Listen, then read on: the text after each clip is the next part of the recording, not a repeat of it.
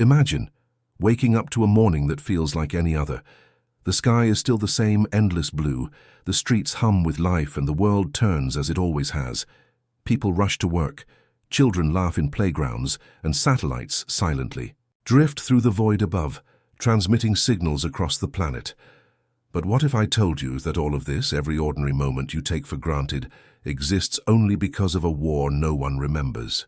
A war fought in the silence of space, a war that was never written in history books, a war that should have ended with our extinction. For centuries, humanity looked to the stars and asked the same question: are we alone?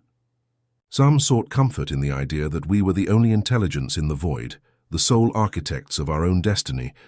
Others feared the alternative, that out there, beyond the reach of our most powerful telescopes, something watched, something waited. Then, without warning, the watching stopped. The first signs were subtle. Astronomers scanning the cosmic abyss for radio waves began noticing something strange.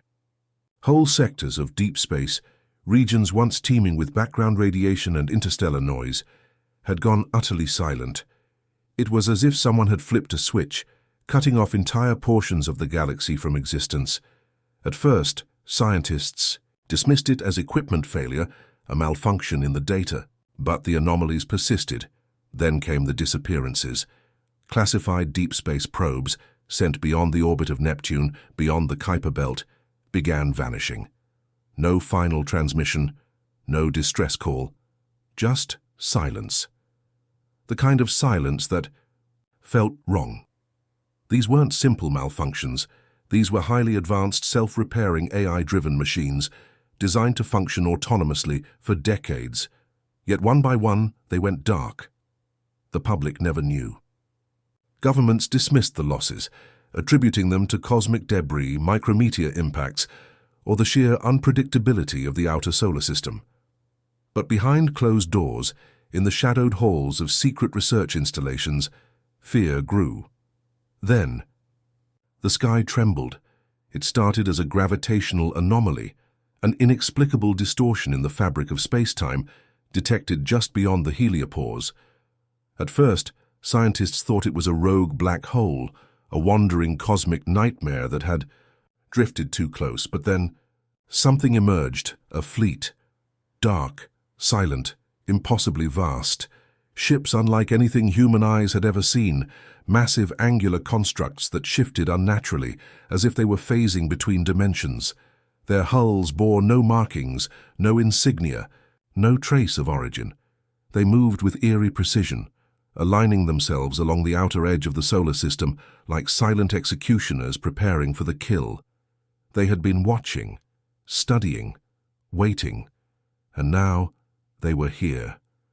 But humanity was not unprepared. Hidden beneath the barren, airless surface of the moon lay a secret known to only a handful of people on Earth, a secret so immense, so unfathomable, that even the highest levels of government were unaware of its true nature. The Aegis Project. For decades, a shadow war had been fought in the depths of classified military research. Whispers of ancient artifacts, recovered from sites that defied explanation, had long circulated in the darkest corners of intelligence agencies. Technologies that should not have existed, blueprints that seemed older than human civilization itself. Something had been found, and it had been rebuilt. Deep within hidden installations, a fleet was born, not of human ingenuity alone, but of something otherworldly. Ships constructed with alloys unknown to modern science, weaponized, with energy sources that defied conventional physics. A force so secretive that it did not exist on any record, bore no allegiance to any nation, and answered to no government. Their mission was simple: intercept, engage, erase the threat. The first strike was not an invasion. It was an execution, as the alien fleet drifted into the solar system, approaching the asteroid belt. The unseen defenders of Earth made their move. They did not send warnings. They did not attempt communication. They did not wait for humanity's doom to be written. From the darkness they emerged, sleek black vessels that shimmered like liquid shadows, breaking free from their hidden outposts. Their engines emitted no visible flame, their presence unreadable. By conventional radar, They moved like phantoms, silent, lethal, unseen. Then, without warning, the void erupted. 1,000 beams of searing energy lanced across the darkness. Weapons that should not have existed, fired from ships that should not have been there. The first wave of alien vessels shattered under the assault, their once imposing forms reduced to drifting wreckage in seconds. But the enemy's artist did not falter. The remaining ships shifted. Their dark hulls shimmered, and for the first time, the human pilots saw what they were truly facing. These were not simple constructs of metal and technology. They were something else. Their forms twisted, morphing in ways that defied three-dimensional space, as if they were only partially in this reality. And then, they counterattacked. Space. Ignited with fury. Beams of exotic energy, unlike anything ever recorded, lanced through the human fleet. Shields collapsed, armor disintegrated on contact. The very fabric of space itself seemed to warp under the sheer power of the enemies. Response. Earth had been given its one chance at survival, and it was slipping away. The darkness of space was no longer silent. It was a graveyard. Wreckage drifted, twisted metal, shattered hulls, the silent remnants of the first engagement. But the battle was far from over. The alien fleet, though damaged, had barely begun to reveal its true nature. They had studied humanity, measured its strength. And now they adapted. The surviving alien vessels shifted again, no longer just angular constructs of metal, but something more organic. Their hulls rippled like liquid obsidian, pulsing with an eerie, shifting glow. What had once been ships now seemed more like living entities, reacting to the threat like a wounded predator assessing its prey. Then they struck. A wave of energy pulsed from the enemy fleet, not a visible weapon, not a missile or laser, but something far more terrifying. The human ships caught in its path froze. Systems went dark. AI combat modules flickered and died. Pilots screamed as their control panels turned to static, their ships becoming tombs of dead metal. This was not just war, this was erasure. The remaining human vessels, still active, broke formation. Their only advantage was mobility, stealth, and weapons that defied modern physics. The Aegis fleet had been built for this. Hidden in the dark, its ships were not bound by the same limitations as Earth's known technology. They moved without inertia, shifting at impossible speeds, evading the expanding wave of energy. Then came humanity's second strike. The fleet's real weapons came online. Not missiles, not lasers, but weapons of theoretical physics made real. Projectiles launched at near light speed, wrapped in distortions of space-time itself. They did not travel through space, they rewrote it. The first impact was catastrophic. One of the alien vessels, one of the massive ones, a construct the size of a small moon, was hit dead center. For a moment it simply unfolded, not shattered, not exploded. It collapsed inward, as if space itself rejected its existence. 1 second it was there. The next, it was gone. A gaping void remained where the ship had once existed, a wound in reality itself. And for the first time, the alien fleet hesitated, but hesitation was not surrender. They adjusted. They learned. Their hulls hardened. Their forms shifted. The next wave of projectiles struck, but this time the damage was minimal. The ships rippled, absorbing the attacks, dispersing the energy across their impossible shifting structures. And then, a terrifying realization spread through the human fleet. The weapon were losing effectiveness. It wasn't just that the aliens were adapting, they were evolving. One by one, their ships began phasing out of standard three-dimensional space, slipping into something else, somewhere else. They reappeared in erratic locations, shifting unpredictably, hunting.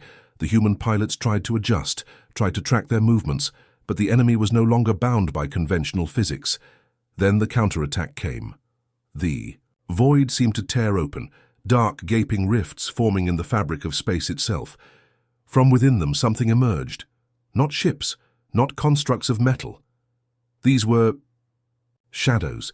Moving like liquid darkness, they poured out of the rifts. Tendrils of pure void, writhing, reaching. Anything they touched simply ceased. No explosion, no debris, just nothingness. The human fleet was being unmade. The pilots, desperate, screaming, dying, pushed their ships beyond limits, engaging in evasive maneuvers that should have been impossible. Some escaped, many did not. The secret fleet, humanity's greatest hope, was losing. Deep beneath the surface of the moon, in a bunker buried miles below solid rock, the last human commanders watched the battle unfold. Screens flickered with data, coldly tracking the destruction of each ship. They had known this day would come. But the enemy's power was beyond expectation. Her choice had to be made. There was one last protocol, a final contingency, a weapon not just of destruction, but of eradication. A weapon designed not to kill the enemy, but to remove them from existence entirely. It had only ever been theorized. Never tested, because if it failed, it would not just destroy the enemy. It could take Earth with it. The command was given. Deep in the void, far beyond the battlefield, a hidden station activated. It had remained cloaked, hidden in the orbit of a distant moon, waiting for this exact moment. The failsafe. The station's core pulsed, a construct of unknown origin. Its design was not entirely human. It hummed, vibrated, then emitted something incomprehensible. A frequency, a wave, a ripple in space-time. No one knew. And then, everything changed. The pulse rippled through the void, a tremor that did not obey the laws of physics as humanity understood them. It was not a beam of light, not an electromagnetic wave, not a gravitational distortion. It was something deeper, a rewriting of reality itself. For a moment, the battlefield went still. The alien fleet, those monstrous, ever-shifting constructs, froze.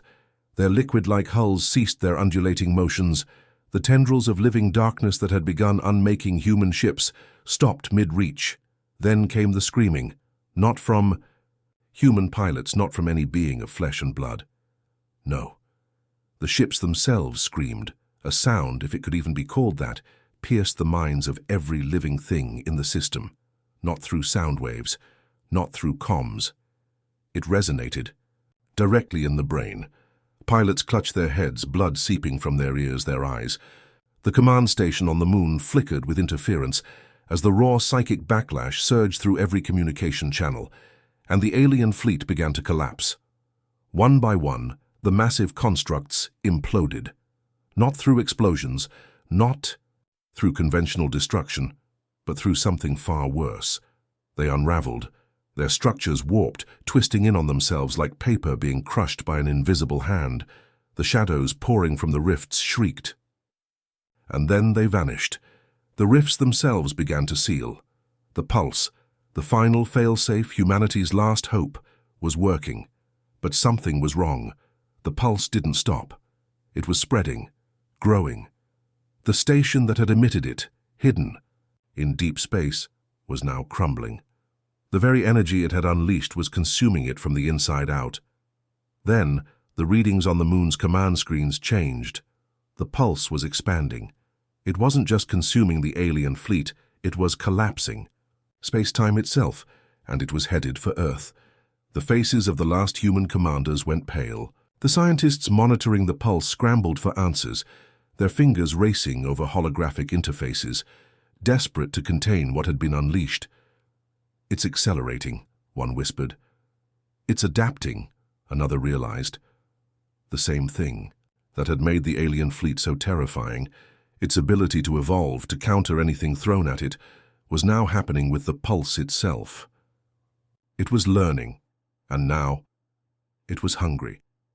It had been designed as a weapon of erasure, not to destroy in a conventional sense, but to remove things from existence. The pulse didn't leave wreckage, it didn't leave bodies, it simply unmade whatever it touched. And now it no longer cared what it was unmaking. The battlefield, once a graveyard of alien vessels, was turning into a blank void, as if those regions of space had never existed at all. Stars in the distance blinked out.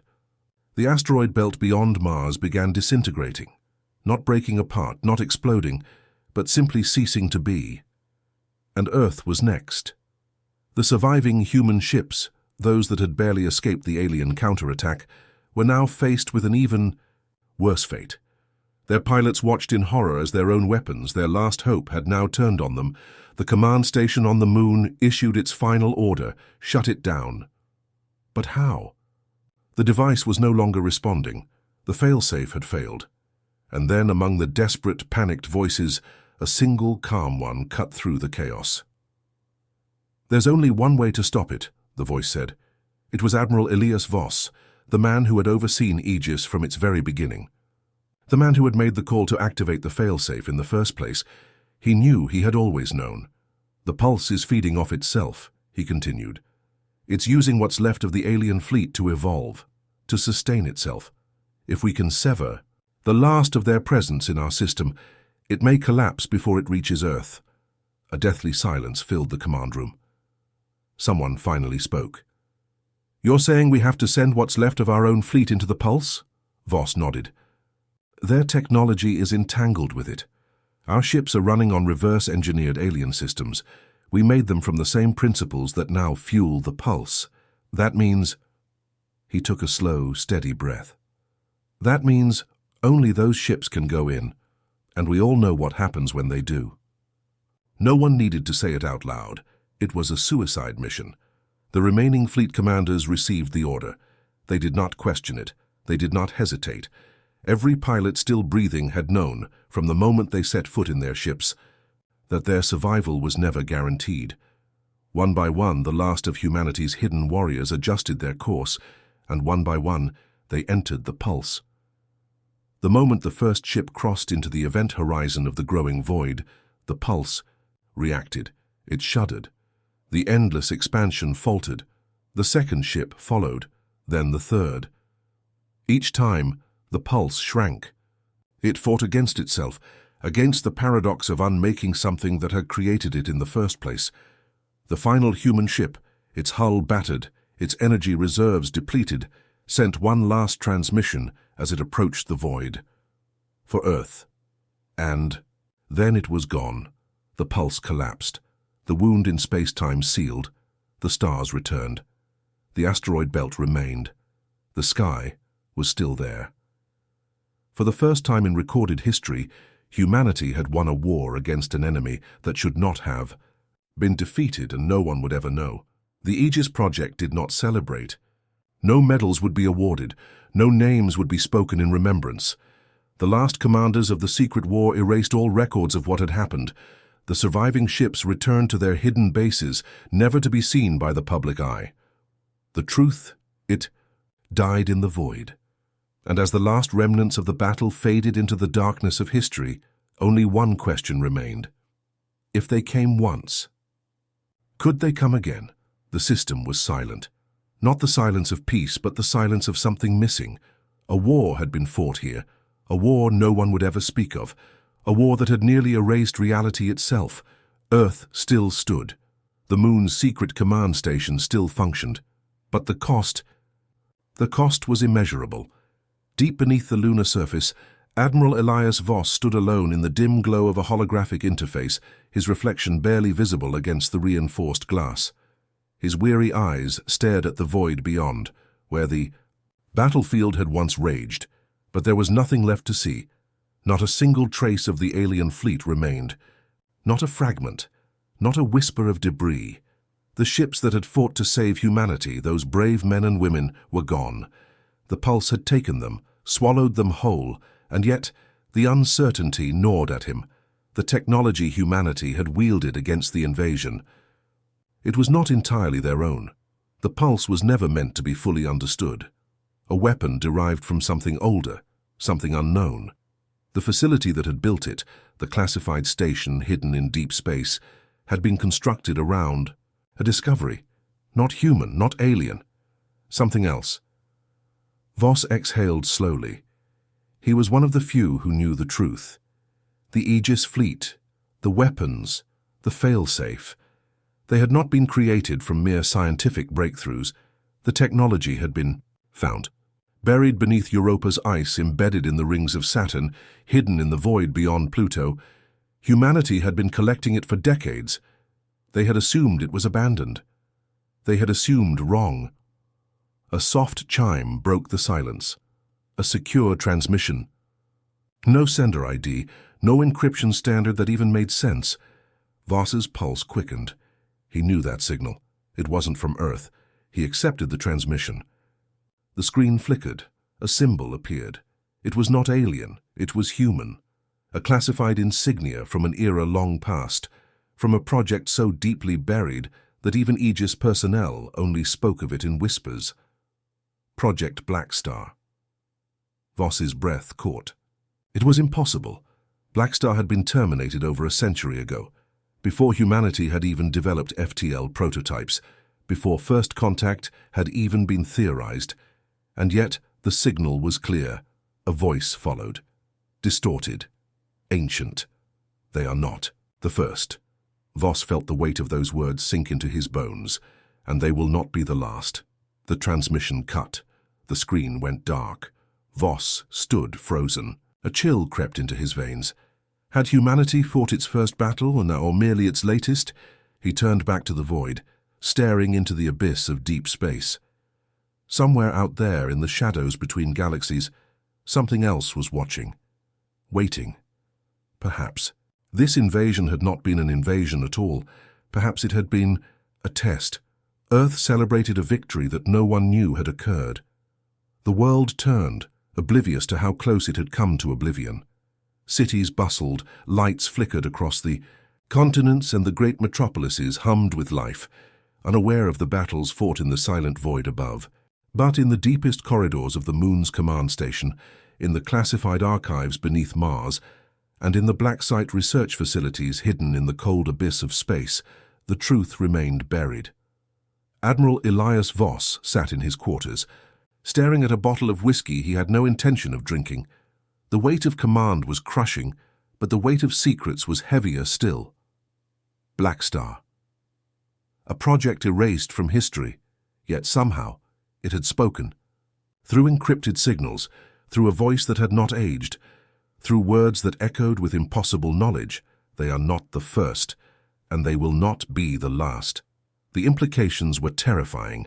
This enemy, these eldritch invaders that humanity had only just managed to repel, were not the great existential threat. They were just a piece of something larger, something older, something waiting. Far beyond the reaches of human space, where the spiral arms of the galaxy curled into the void, something stirred. It had watched the battle unfold. It had witnessed the pulse, the primitive weapon that had barely scratched the surface of true annihilation, and it was interested. It did not see time as humans did. It had no beginning, no end.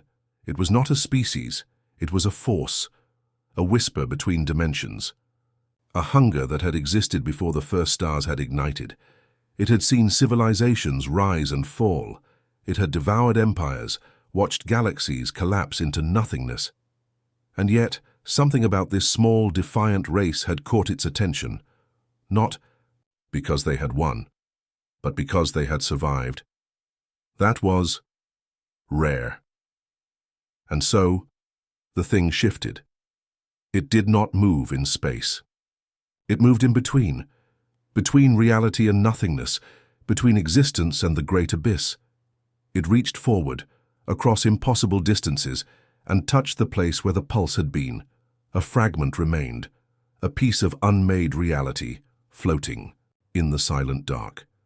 It tasted it, and then it smiled.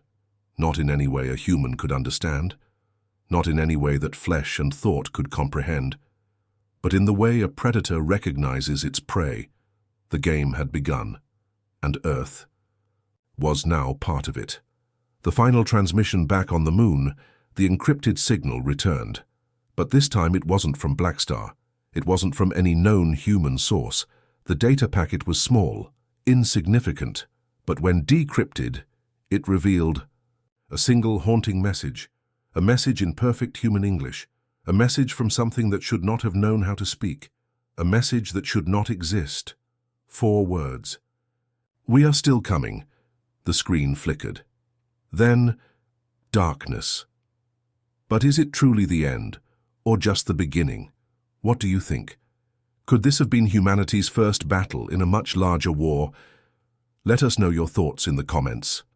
Don't forget to like, share and subscribe to XenoChronicles for more thrilling sci-fi mysteries and hidden secrets of the cosmos.